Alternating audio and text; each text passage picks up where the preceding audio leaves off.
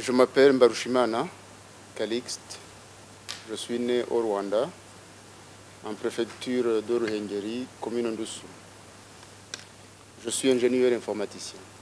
Le vendredi 28 janvier 2011, Calixte Mbarushimana a comparu pour la première fois devant les juges de la Chambre préliminaire 1 de la Cour pénale internationale à La Haye. La Chambre préliminaire 1 est composée du juge Kuno Tarfusser, juge-président, de la juge Sylvia Steiner et de la juge Sanji Masenono Monageng. M. Mbarushimana, prétendu ressortissant rwandais âgé de 47 ans, a été remis et transféré à la CPI le 25 janvier 2011 par les autorités françaises suite à un mandat d'arrêt délivré par la Chambre préliminaire 1 le 28 septembre 2010 et à son arrestation le 11 octobre 2010. Au cours de l'audience, en présence de l'accusation et de la défense représentée par maître Nicolas Kaufmann, la Chambre préliminaire 1 a vérifié l'identité de Calixte Mbarushimana et s'est assuré qu'il a été informé des crimes qui lui sont reprochés et des droits que lui reconnaît le statut de Rome de la CPI. Count 1. Premier chef. Attaques Attaques contre la population civile constituant des crimes de guerre, visés aux articles 8.2b petit i ou article 8.2e petit i et l'article 25.3a ou d du statut de Rome.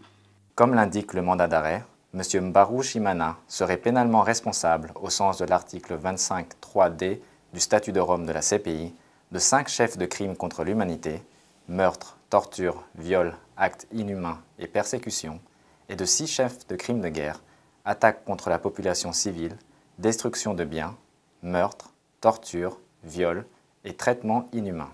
Ces crimes auraient été commis dans le contexte d'un conflit armé qui s'est déroulé en République démocratique du Congo, dans les provinces du Kivu, entre le 20 janvier et le 25 février 2009, opposant les forces démocratiques pour la libération du Rwanda, forces combattantes Abakunguzi, aux forces armées de la République démocratique du Congo et aux forces rwandaises de défense, ainsi qu'entre le 2 mars et le 31 décembre 2009, opposant les FDLR au FARDC, parfois associés à la mission de l'Organisation des Nations Unies en République démocratique du Congo.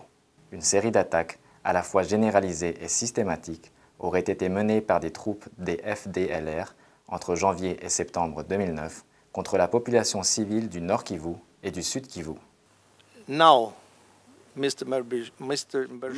Monsieur Mbarushimana, c'est à vous maintenant, comme je l'ai dit tout à l'heure, en vous donnant lecture de vos droits, de faire une déclaration orale ou écrite à votre pour vous défendre. C'est votre droit et je vous invite à le faire.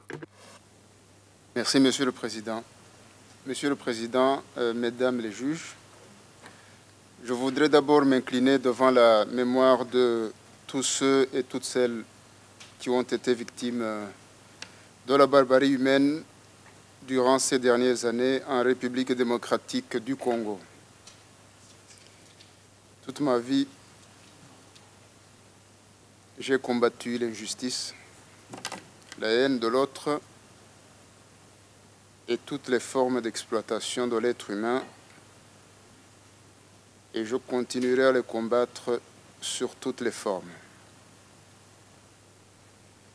Je condamne et je continue à condamner avec vigueur la guerre qui ravage la région des Grands Lacs africains, particulièrement les provinces du Sud et du Nord Kivu, ainsi que l'apologie de l'usage de la force militaire pour résoudre des problèmes politiques. Je condamne et je continue à condamner les attaques contre des populations civiles innocentes. Monsieur le Président,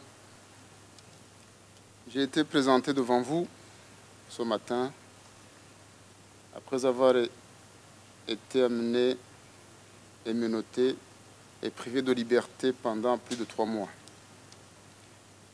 Alors que j'avais signifié à cette Cour, par l'intermédiaire de mon conseil, Maître Kaufmann, ma volonté et ma disponibilité à me présenter librement à toute convocation de la Cour.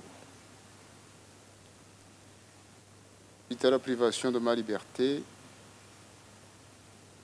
j'aimerais demander à la Cour une mise en liberté. Je vous remercie, Monsieur le Président. Les juges ont fixé la date d'ouverture de l'audience de confirmation des charges au 4 juillet 2011. Une audience de confirmation des charges sert à déterminer s'il y a des motifs substantiels de croire que le suspect a commis les crimes qui lui sont reprochés.